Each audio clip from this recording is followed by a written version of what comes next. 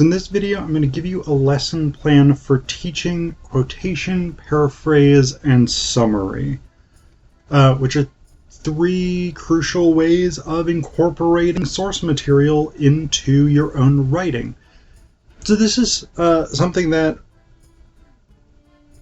you may teach during something like a researched argument. You may teach during something like a productive counter-argument, which is where I'm teaching it this semester. You may teach this in a number of places where students are going to be incorporating source material, rhetorical evaluation, whatever it is. So basically, I have my students do some readings or watch some videos about quotation, paraphrase, and summary the night before, so they have some background information to bring to class. Then on the board, before we actually start, I will write quotation, paraphrase, and summary, 3 different headings, and under them I put a little box that says cite, yes or no, with 2 squares that they can check. But the first thing that I actually ask my students is, what is quotation?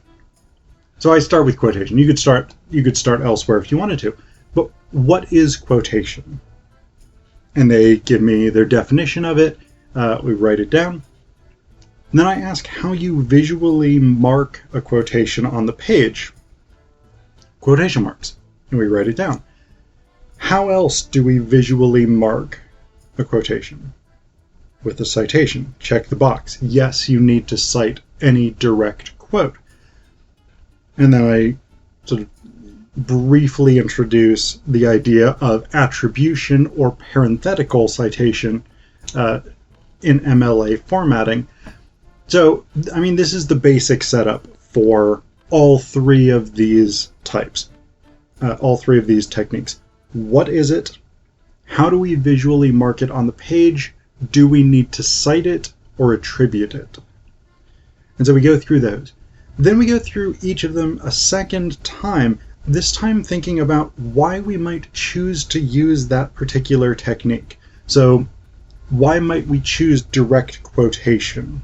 Well, if we want to draw attention to the specific language that the author is using, if we can't find a way of saying what the author has said better than they said it, if we want to draw on their authority as a writer, etc., etc.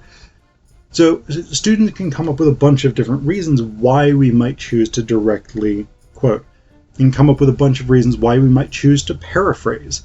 When you want to say something more clearly, when you want to maintain control of the writing voice or change the style or the syntax, when you want to emphasize particular things about the argument an author is making, etc., etc.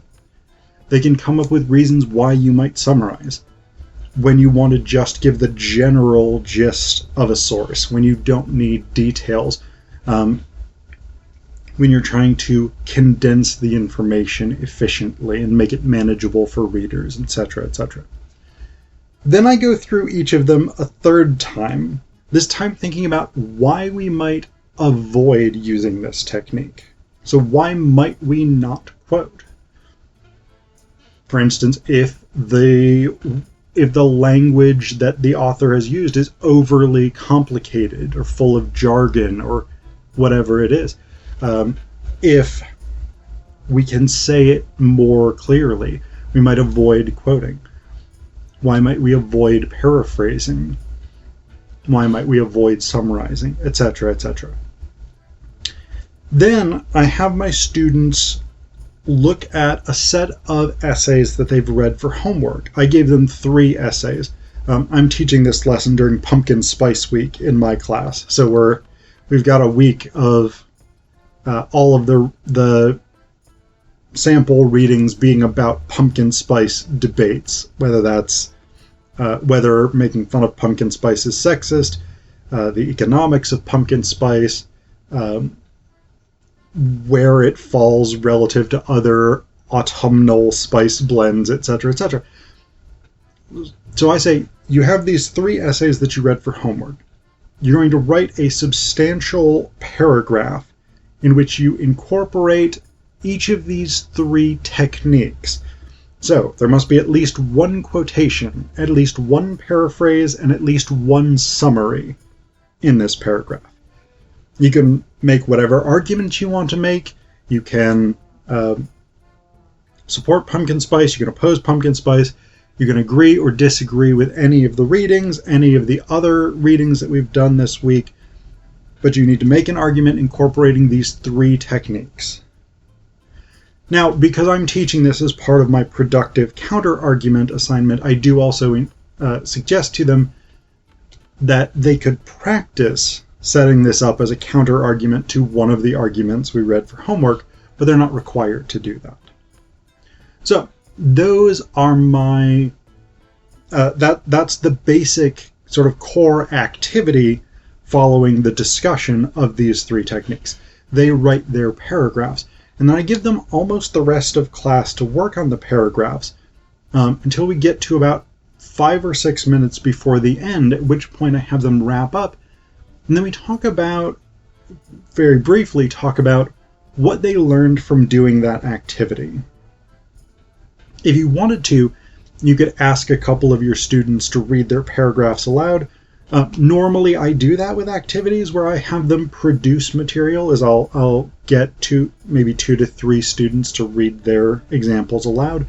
With this one I felt it wasn't that crucial because I was just more interested in what they experienced writing these paragraphs. So what lessons did they learn?